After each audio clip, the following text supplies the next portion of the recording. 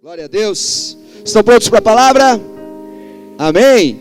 Glória a Deus. Querido, deixa eu compartilhar com você algo que Deus tem colocado no meu coração, um entendimento, uma visão daquilo que Deus tem colocado. E essa é uma noite que nós queremos levar você a uma intimidade maior, levar você a um envolvimento maior com o Espírito Santo. Amém? Eu quero falar com você sobre o incendiar do Espírito Santo. E quero incentivar você a deixar-se incendiar pela presença dEle. Amém? Quero contar alguns testemunhos, quero inspirar você e incendiar o teu coração com a paixão pela presença dEle. Amém? Vamos juntos? Abra o teu coração. Quero começar com você lendo Êxodo capítulo 34, a partir do verso 28.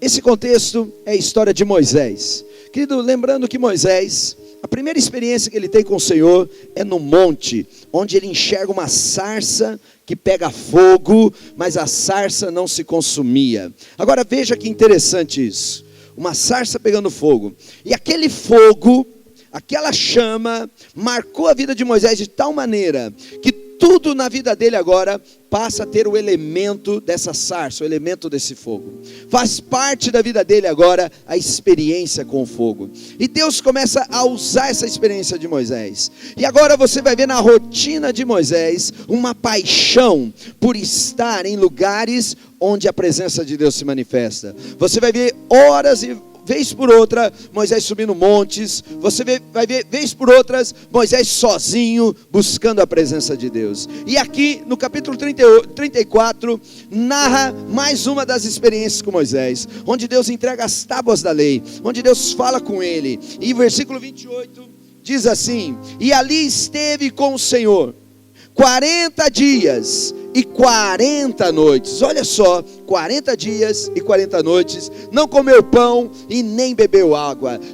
Moisés entra num processo de jejum muito forte, muito radical, e a Bíblia diz que ele escreveu nas tábuas a palavra da aliança, ok? Aí você vê no 29, quando desceu Moisés do monte Sinai, tendo nas mãos as duas tábuas do testemunho, sim, quando desceu do monte, não sabia Moisés que a pele do seu rosto resplandecia, brilhava o seu rosto, depois de haver Deus falado com ele. Olhando Arão e todos os filhos de Israel para Moisés, eis que resplandecia a pele do seu rosto, e temeram chegar-se a ele. Então Moisés os chamou, Arão e todos os príncipes da congregação tornaram a ele, e Moisés lhes falou. Depois vieram também todos os filhos de Israel, aos quais ordenou ele tudo o que o Senhor lhe falara no monte Sinai. Tendo Moisés acabado de falar com eles, pôs um véu sobre o rosto. Porém, vindo Moisés perante o Senhor para falar-lhe, removia o véu até sair, e saindo dizia aos filhos de Israel tudo o que tinha sido ordenado. Assim pois, viam os filhos de Israel o rosto de Moisés, viam que a pele do seu rosto resplandecia, porém Moisés cobria de novo o rosto com o véu, até entrar a falar com ele o Senhor. Olha que tremendo, querido, a experiência que Moisés teve com o Senhor, uma experiência de intimidade. 40 dias que Moisés passou com Deus, 40 dias e 40 noites que Moisés entrou numa relação íntima com o Senhor, trouxe marcas profundas na vida dele, e o rosto de Moisés brilhava, e o rosto dele brilhando, todos queriam chegar perto dele. Primeiro se assustavam, achando que coisa esquisita, que coisa estranha, o que aconteceu com Moisés? Os comentários no arraial eram esses: vocês viram o rosto de Moisés? Vocês viram o que aconteceu com Moisés? Mas logo após o primeiro impacto, todos queriam estar com ele. Primeira liderança foi ver o que Moisés tinha para dizer. Depois o povo inteiro queria chegar perto de Moisés, queriam tocar Moisés. John Wesley, um grande avivamento do século 17, século 18, um grande homem de Deus que revolucionou toda a sua nação. Perguntaram para ele: qual é o teu segredo, John Wesley? O que você fez para impactar tanto uma nação? Ele disse: eu primeiro deixei Deus queimar-me, primeiro deixei Deus me queimar, depois as pessoas vinham para me ver incendiar. Querido, essa era uma expressão de Wesley, essa era a expressão de Moisés. Quando você encontra no testemunho de Jesus, a Bíblia diz que Jesus, ao ser batizado nas águas, o Espírito Santo veio sobre ele, o poder do Altíssimo veio sobre ele, e agora onde Jesus estava, as pessoas queriam tocá-lo, as pessoas queriam estar com ele, as pessoas queriam saber dele, as pessoas queriam ouvir dele. Ele passava, os enfermos eram curados, os demônios eram expulsos, as situações eram mudadas, as circunstâncias eram transformadas. Quando Jesus foi cheio, foi tocado pelo poder de Deus, agora Jesus tem uma influência extraordinária. Se você olhar para a vida dos apóstolos, não foi diferente. Eles eram homens que seguiram a Jesus, andaram 3 anos e meio com Jesus, ouviram Jesus pregar, conheceram os mistérios do coração de Jesus, ouviram segredos que eu e você vamos passar a vida inteira e nunca sequer vamos saber o que eles ouviram.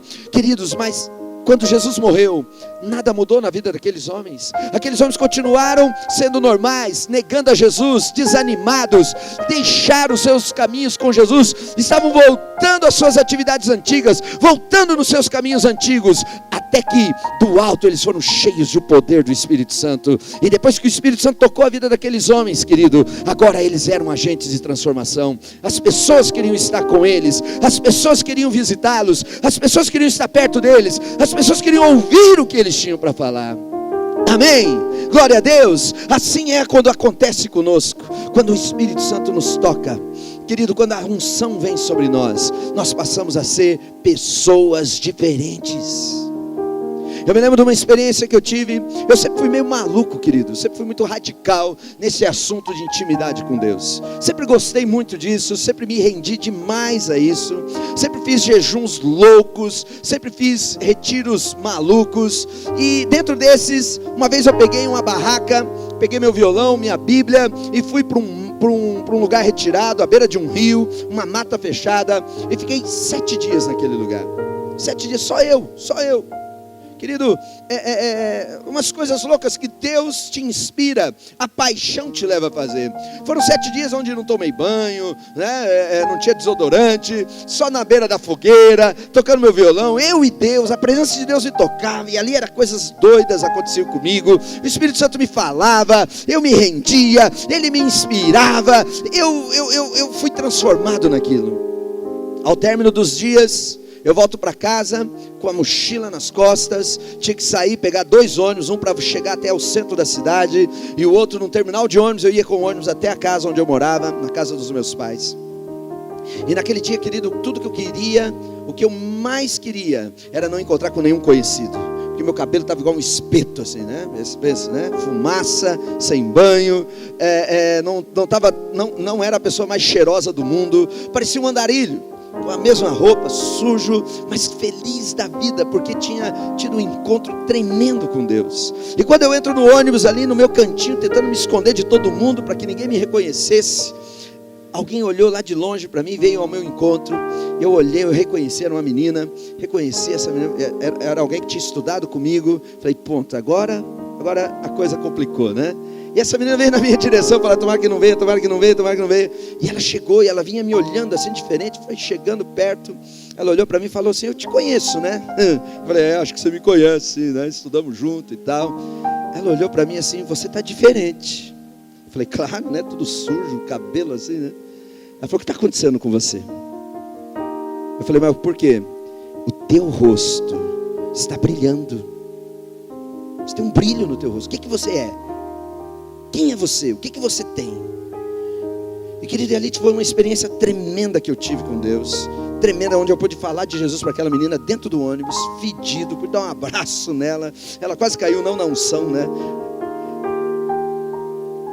Mas a experiência, quando você entra na presença de Deus, Ele traz marcas profundas em você. E as pessoas vão querer saber quem é você.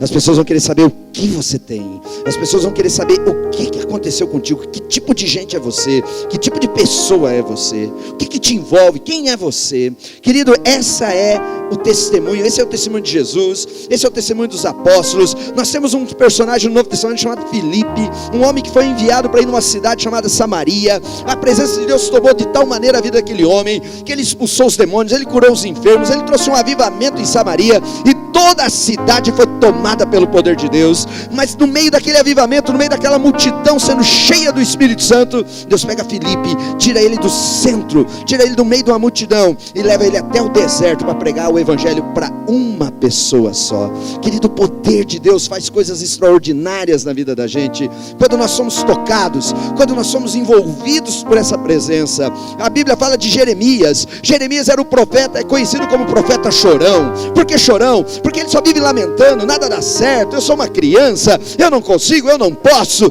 Jeremias um murmurão, um cara que vivia reclamando. Deus chamava ele e dizia: eu não consigo, eu não posso, eu não sei.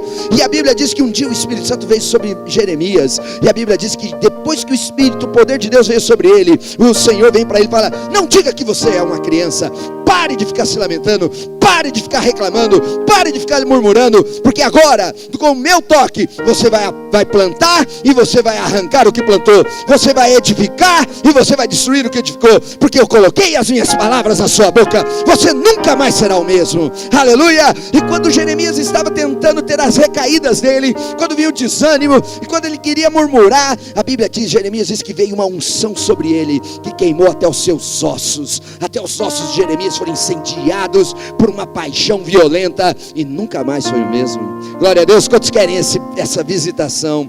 Quando você entra na presença de Deus, querido, quando você entra em intimidade com Deus, Ele vai marcar você, Ele vai deixar marcas profundas no teu caráter, profundas no teu espírito, profundas na tua história, e você nunca mais vai se esquecer. Quantos querem isso? Aleluia. Vamos avançando. Nós vamos encontrar no Novo Testamento o fundamento dos apóstolos, ok? A Bíblia diz que a igreja é fundamentada nos apóstolos e nos profetas, e os apóstolos têm muita autoridade, querido. Assim como os profetas do Antigo Testamento, os apóstolos eles vêm para fundamentar a igreja, debaixo de uma unção. E você vai encontrar algumas expressões, talvez ao ler a Bíblia, você já viu coisas, por exemplo, o apóstolo Paulo dizendo: digo eu e não o Senhor. Lembram disso? Já viram umas expressões como essa? Isso se chama concessão apostólica. Diga concessão. Concessão. O que é a concessão apostólica? É uma direção apostólica. É como se fosse um mandamento apostólico. Esses homens foram revestidos de tamanha autoridade que eles começam a criar fundamentos na igreja. E nós precisamos aprender. E dentro dos ensinos apostólicos, nós vamos ter alguns ensinamentos que são fundamentais. Ok? E vamos ver o que eles nos ensinam nessa noite. Vamos começar com 1 Tessalonicenses, no capítulo 5, versículo 19. Eu quero que você olhe para esse texto aqui, muito curto. Mas antes de você ler o texto, quero que você saiba, diga Tessalonicenses. Tessalonicenses. É um trava-língua, né? É difícil. Então diga agora bem rápido. Abacuque, Malaquias, Deuteronômio e Tessalonicenses. Diga lá. Já está orando em línguas aí, ó, viu? É fácil o negócio. Agora preste atenção, 1 Tessalonicenses, de todos os livros do Novo Testamento, 1 Tessalonicenses foi a primeira carta enviada à igreja. Foi o primeiro livro escrito e enviado à igreja primitiva. Essa carta foi escrita por média em meio dos anos 51 ou 52 depois de Cristo. A igreja agora já estava avançando, já tinha quase 20 anos de igreja. A igreja estava crescendo, avançando, e agora começa a vir os ensinos por meio de escritos. E a primeira carta, o primeiro livro que caiu na mão da igreja primitiva foi a carta dos 1 Tessalonicenses. Primeiro livro escrito. A Bíblia, não sei se você sabe, ela não está em ordem cronológica, ok? Ela está numa ordem que foi decidida por um cânon, por uma assembleia, e eles decidiram colocar a Bíblia dividida pelos evangelhos, o livro histórico, as cartas e Apocalipse. Mas elas não estão em ordem cronológica. Se você montar a Bíblia no Novo Testamento em ordem cronológica, o primeiro livro que vai aparecer é 1 Tessalonicenses. É a primeira informação que chega para a igreja. O primeiro ensinamento apostólico. E na primeira carta, no primeiro ensino, enviado para uma igreja que está em pleno crescimento, o apóstolo Paulo faz uma concessão, faz um ensino, faz um mandamento à igreja, dizendo: não extinguais o Espírito. Se você mudar a versão na NVI, ele vai dizer assim: não apaguem o Espírito Santo.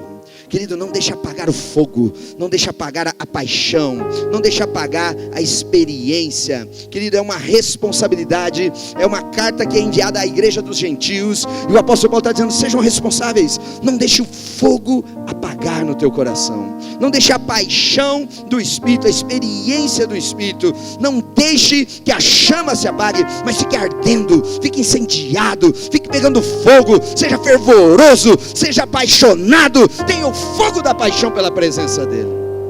Primeira instrução. Ele poderia falar sobre muitas coisas, mas o primeiro, se é primeiro, é porque é importante. E ele diz uma das coisas importantes, igreja: não apaguem a presença e o amor pelo Espírito Santo. Ei, igreja, eu e você precisamos arder por Ele, precisamos ser quentes por Ele, precisamos ser incendiados por Ele. Aleluia! Nós trabalhamos com casais aqui, e a gente faz alguns trabalhos com casais. Temos o curso, fazemos um encontro. E sabe qual é a temática do casamento, do nosso curso? Nós levamos muitos casais para um encontro, passamos o dia com eles, para a gente fazer uma coisa só: a gente quer aquecer a chama da paixão entre eles. A gente faz eles se beijarem, a gente faz eles ficar olhando um para o outro, igual bobos, ficam olhando assim, né?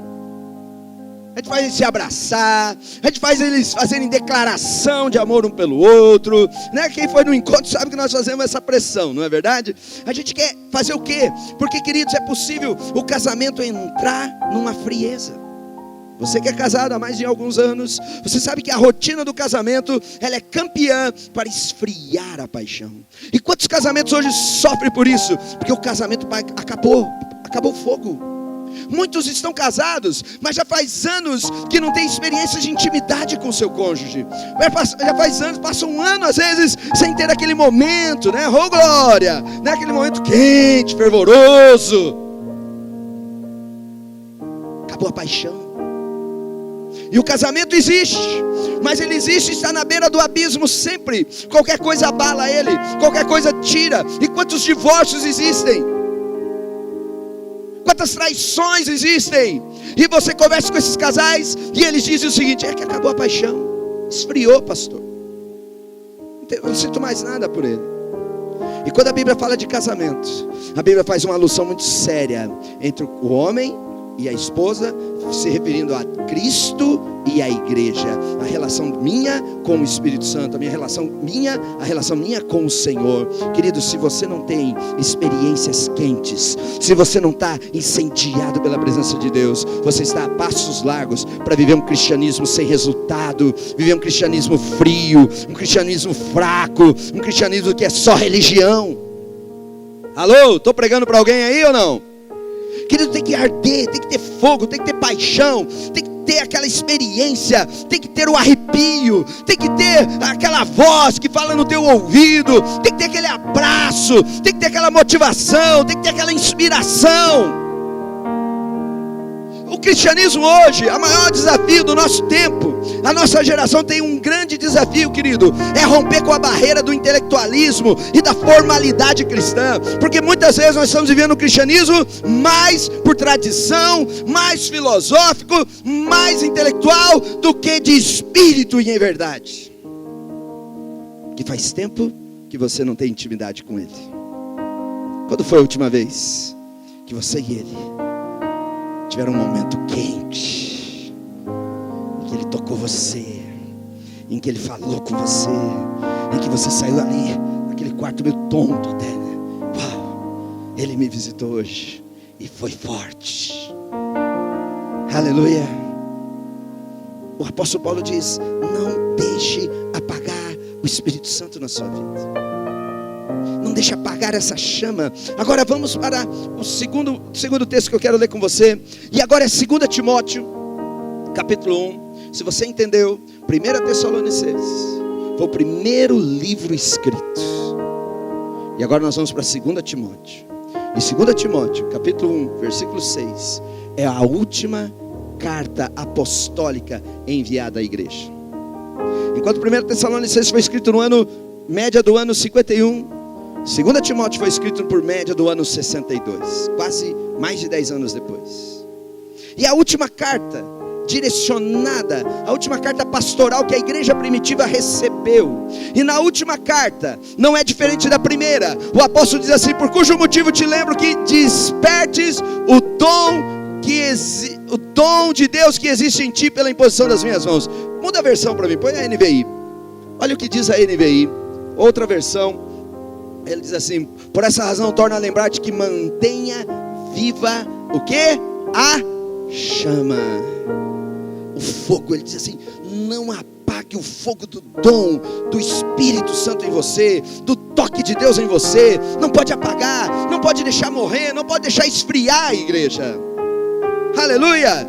A última encomenda, a última recomendação, a última instrução. A primeira diz: não apague o Espírito. E a última diz, a última carta diz: mantenha acesa a chama, mantenha o fogo aceso, mantenha a paixão acesa.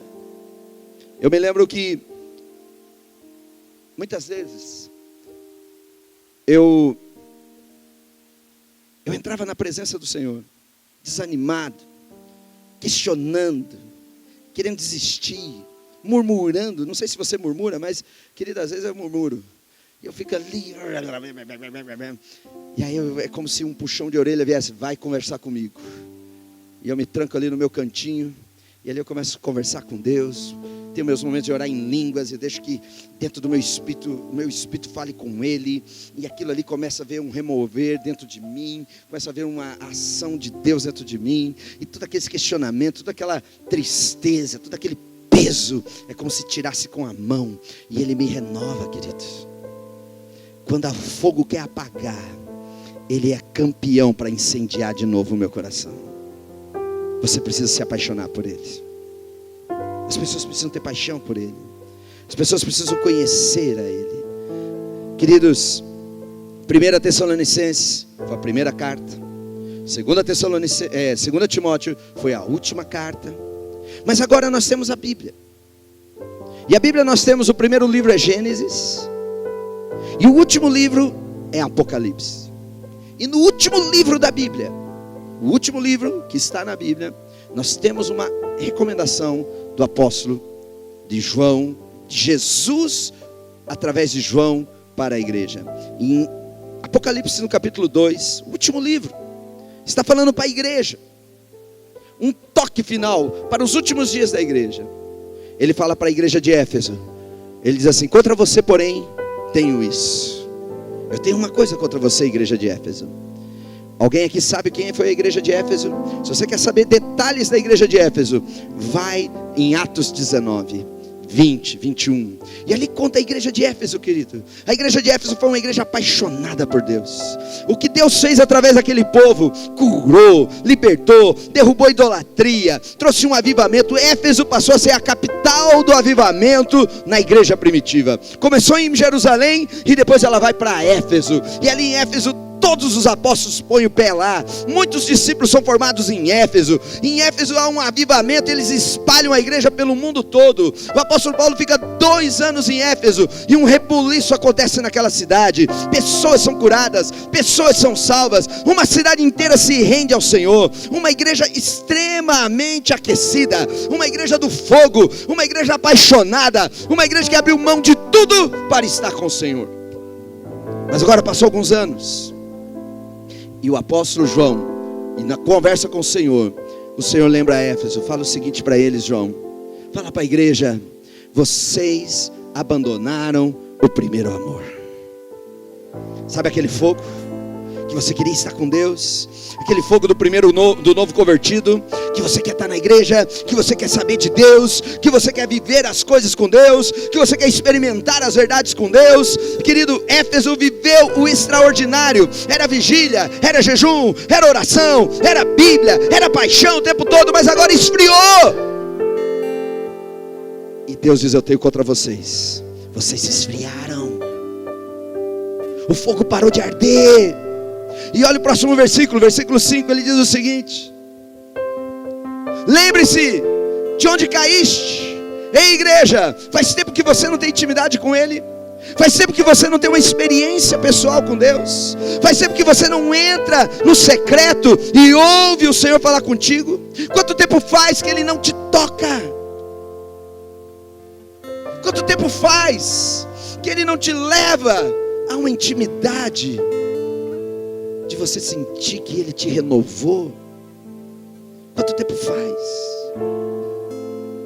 Deus está falando, por causa disso, você corre o risco. Arrependa-se e pratique as obras que praticava no princípio. Volte como era antes, igreja. Ei, meu irmão, talvez você tenha 20 anos de fé, talvez você tenha 30, sei lá quanto tempo de fé você tem, mas quanto tempo faz que esfriou? E o teu cristianismo é só num piloto automático. Tua experiência com Deus é só passado. Ele está dizendo, volte às obras que você praticava antes.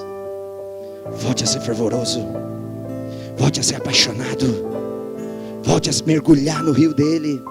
Volte a ser incendiado por ele. Porque ele está dizendo assim, se não se arrepender, se você não voltar, eu virei a você e tirarei o seu candelabro do lugar dele. Sabe o que é candelabro, querido? Candelabro é revelação. Candelabro é direção de Deus. A Bíblia diz que por falta de direção, o povo se corrompe. Provérbios 18 diz assim, faltando direção, faltando profecia, faltando inspiração no meio do povo, o povo vai se desviar. Sabe o que eu vejo hoje? Uma igreja fria. Eu vejo muita gente frio. Eu vejo muita gente que é frágil. Um mal, um ventinho sopra e ele já se desestabiliza. Sabe que eu vejo uma igreja muito sendo sustentada no braço do homem, na força do braço. Você é crente na força do seu braço. Eu tenho visto uma igreja muito forte na intelectual, uma igreja muito forte na sua vontade humana. Mas, querido, não é isso que vai te sustentar no dia da angústia, no dia da luta, no dia que o inferno se levantar, no dia que as dúvidas virem. Sabe o que vai te levantar? Sabe o que vai te sustentar? O fogo do Espírito Santo. A experiência que você teve com Ele, a paixão por Ele. Eu e a Rosana estamos indo para 25 anos de casado, meu irmão. É mole ela me aguentar 25 anos? Ela é uma heroína, né? É verdade, eu tava... E querido, sabe o que nos sustenta? Tivemos muitas lutas, muitos reveses, mas sabe o que nos sustenta? Paixão. Paixão. Os momentos íntimos, os momentos em que a gente se sente que se ama, que a gente se toca, que a gente troca palavras, os momentos que a gente tem, isso que nos sustenta. E sabe o que vai te sustentar? A tua experiência com Deus. Nós estamos vivendo dias difíceis, querido. Nós estamos vivendo dias difíceis. Se você não sabe, os dias são difíceis e vão piorar. Dias de uma guerra intelectual como nunca tivemos antes. Dia de incredulidade, o mundo não vai crer mais em Deus. O mundo está preparado pela teoria da evolução, a negar a Deus, a negar Jesus. O mundo está preparado. Você não precisa ir longe, dá uma passeadinha na Europa e você vai ver uma nação inteira, um continente inteiro que não conhece Deus. Sabe o que vai te sustentar? Na crise intelectual, na crise filosófica, tua paixão pelo Espírito Santo. Aleluia! Quantos querem ser mais apaixonados por Ele? Ele está dizendo, se você não voltar às práticas antigas, eu vou remover a direção. Você não tem mais inspiração, você não vai ter mais luz, você não vai ter mais revelação, você não vai ter mais a instrução da palavra. E sabe o que acontece se faltar a palavra, querido? Você não tem alimento, você não tem força. Volte-se. Amém? Estão aí ou não? Glória a Deus. Esse é o tempo. Agora, a Bíblia fala muito do fogo, a Bíblia fala muito do azeite, a Bíblia fala muito da unção. Você vai ver a parábola das 10 virgens. Lembra das 10 virgens? As 10 virgens falam de 5 virgens imprudentes e 5 virgens prudentes. Mas o que caracterizava as virgens da sua prudência e da sua imprudência? Era o azeite. O azeite que mantinha o fogo aceso. A Bíblia diz que se o teu fogo não está aceso, meu irmão, se a tua paixão pelo Espírito Santo não estiver acesa, você está na imprudência. E você pode perder muitas coisas. Bíblia trabalha isso. Agora, pastor, tudo bem, a Bíblia está dizendo, mas como fazer isso? Como que eu faço para chegar lá? É gostoso, eu quero isso mesmo. E aí, queridos, eu quero falar para você 3 coisas que você precisa fazer para chegar lá. E você não pode abrir mão. A primeira delas, querido, você tem que orar. Você tem que ter uma vida de oração. Como que é a tua vida de oração? Você tem que orar. Você tem que ter tempo de oração. Eu sei que a tua agenda é louca, eu sei que a tua vida é maluca, eu sei que a tua vida é uma correria só, ok? Mas você tem que guardar um espaço na tua agenda. Você tem que brigar pela tua agenda e reservar aquele tempo para você estar com Deus. Um momento para você estar com Ele ali, falar com Ele, ouvi-lo, chorar, se alegrar, ser tocado, tocá-lo. Você tem que orar. Sabe que é possível você viver um cristianismo e é possível termos pessoas aqui no nosso meio que passa o ano todo, passa a semana inteira, passa o mês inteiro e não teve um momento de intimidade com Deus? Quantos casos nós ouvimos de pessoas, de louvor, da música, que sobem nos palcos dos templos enormes, sobem nos palcos das igrejas pequenas, vão ministrar louvor, mas nunca tiveram uma experiência pessoal com o Espírito Santo? Quantos pastores estão aqui pregando púlpitos, ministrando a palavra de Deus, mas só frieza, só conhecimento intelectual, nunca tiveram uma experiência com Deus? Quantos líderes? Tem que orar, meu irmão. Diga assim, oração. Você precisa ter o teu lugar de oração. Hoje, graças a Deus, eu tenho meu cantinho de oração, eu tenho meu quarto de oração, que é o meu cofofo, é o meu lugar secreto. E ali eu me escondo, queridos. Fica eu, as baratinhas, as aranhinhas, estão tudo lá, tudo minhas ouvintes. Às vezes eu profetizo para elas também. Mas ali, querido, é onde Ele me toca. Ali é onde Ele fala comigo. Pastor, mas eu não tenho um canto. Então se tranca no banheiro, se tranca no teu quarto. Ache um ambiente onde você possa estar com Deus. Teve uma época na minha vida, eu sempre fui muito apaixonado, querido. Eu gosto muito disso, eu gosto muito de estar com o Senhor. E teve uma época que a gente estava envolvido numa missão e tinha muita gente, era um lugar muito movimentado, tinha muita gente entrando e saindo, eu não conseguia ter paz, eu não conseguia ter um lugar só meu. E eu olhei assim, tinha uma árvore muito bonita, muito cheia de galhos e folhas, e eu falei, nessa árvore ninguém vai me achar, e eu vou ficar lá. Peguei meu violãozinho, peguei minha Bíblia, subi, amarrei o violão numa corda, subi lá e você puxei o violão, me enganchei com o braço aqui, a perna ali, falei, Deus, me segura, porque se a unção vem, eu caio daqui. E querido, eu ficava em cima da árvore, que era o lugar mais secreto que eu tinha para ficar. E ali o Senhor falava comigo. E às vezes as pessoas queriam falar comigo, eles iam embaixo da árvore e falavam, ô Kelso, eu já vou, já desço, calma. Tem que orar, querido. Você tem que ter lugares de experiência, momentos de experiência.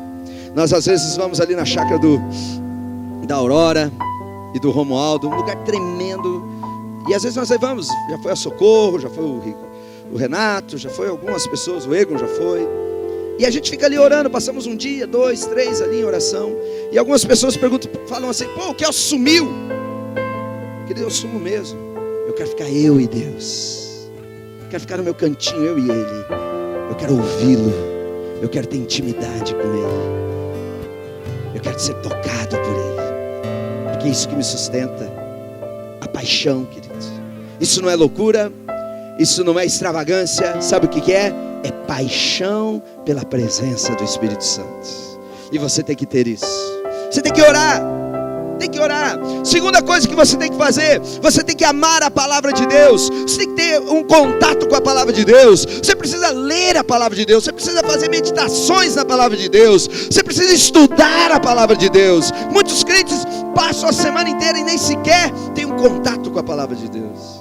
A Bíblia diz que nos dias de Neemias, quando eles estavam reconstruindo a cidade de Jerusalém, Esdras, o levita da época, o profeta da época, ele abre a lei, querido. A lei não era pouca coisa, eram 5 livros, os primeiros 5 livros da Bíblia, consiste a lei, o Pentateuco. E a Bíblia diz que Esdras começa a ler a Bíblia, começa a ler a lei, e lê um dia, lê 2 dias, e fica lendo. Enquanto ele lia a palavra de Deus, as pessoas começavam a se quebrantar, começavam a chorar, começavam a se arrepender, começavam a clamar, começavam a gritar, porque a palavra de Deus trazia quebrantamento a eles. Ei, paixão pela palavra, o envolvimento com a palavra, ler, estudar, se debruçar em cima da palavra, dizer: Deus, fala comigo nesse texto. Você tem que orar, você tem que ler a Bíblia. E a terceira coisa, pastor, o que eu tenho que fazer para ser apaixonado, para deixar o fogo aceso? Eu quero que você leia comigo Efésios capítulo 5, versículo 18. Não se embriaguem com vinho, que leva você a uma libertinagem. Encher a cara de vinho nós sabemos, é fácil, virar o vinho. Mas está falando: cuidado, isso aí você sabe fazer, mas tem riscos, te leva a uma libertinagem, te leva a uma vida promíscua, te leva a uma vida de perdição. Mas ele diz: ao invés disso, deixem-se encher pelo Espírito Santo. Sejam cheios do Espírito Santo. Próximo versículo: como ser cheio do Espírito Santo? Falando entre vós, falando entre si, com salmos, hinos, cânticos espirituais, cantando e louvando a Deus de todo o coração. Você tem que orar, você tem que ler a Bíblia, e você tem que adorar. Você tem que ser adorador, querido. Você tem que ter uma vida de adoração. Você tem que ter cânticos espirituais nos teus lábios. Você tem que cantar salmos ao Senhor. Você tem que passar o teu dia dizendo: o Senhor é o meu pastor e nada me faltará. Você tem que passar a tua rotina. Você está no teu trabalho, você está cantando: o Senhor é bom e a sua misericórdia dura para sempre. Cantando salmos, hinos, cânticos espirituais em todo o tempo, louvando ao Senhor. Essa chama nunca se apaga quando o louvor está presente no teu coração. Em vez de você ficar aí com Wesley Safadão, em vez de você ficar aí com a Anitta, fique com a Bíblia, fique com os cânticos espirituais, fique com a adoração, e você vai ser um fogo ardente. Você será uma sarça que queima e nunca se apaga. Ei, aleluia, aleluia. Tem que amá-lo, tem que adorá-lo. Você é daqueles: eu vou chegar atrasado no culto porque meia hora é louvor mesmo. Louvor eu não gosto. Se você não gosta de adorar o Senhor, você dá passos largos para ser um grande frio na fé. Se a música não te toca, se os louvores que aqui cantamos não te inspiram, é porque você já apagou. Eu amo adorar a Deus. Eu amo estar cantando ao Senhor. Eu entro no meu secreto, eu já ponho uma música, e eu deixo a música entrar, eu deixo a música ficar repetindo nos meus ouvidos, até que ela ganhe o meu coração, e aquilo transforma a minha canção. E à medida que eu adoro, querido, a presença de Deus enche a minha vida, toca o meu interior, toca a minha alma, toca a minha mente, e me leva a um lugar mais alto.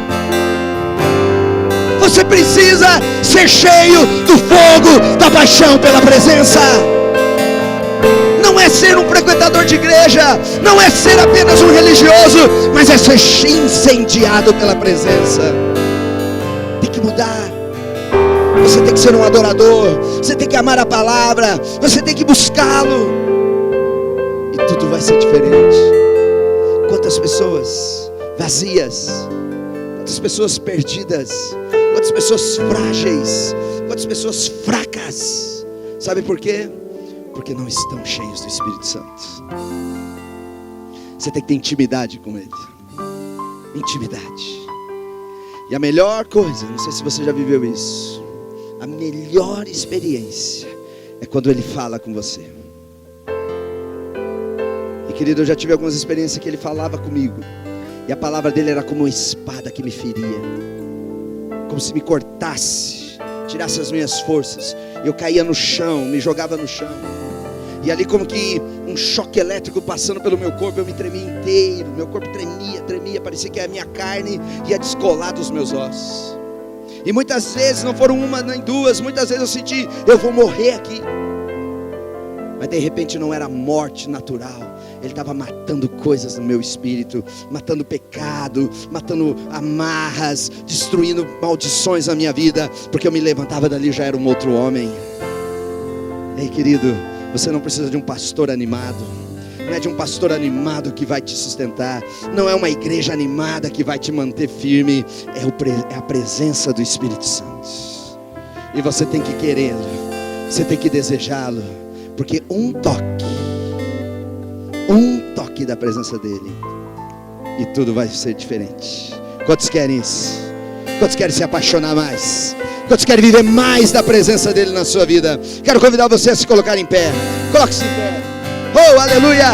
Quantos creem nessa palavra? Quantos querem essa palavra para a sua vida? Quantos querem ser apaixonados por ele? Eu não posso vencer em ti.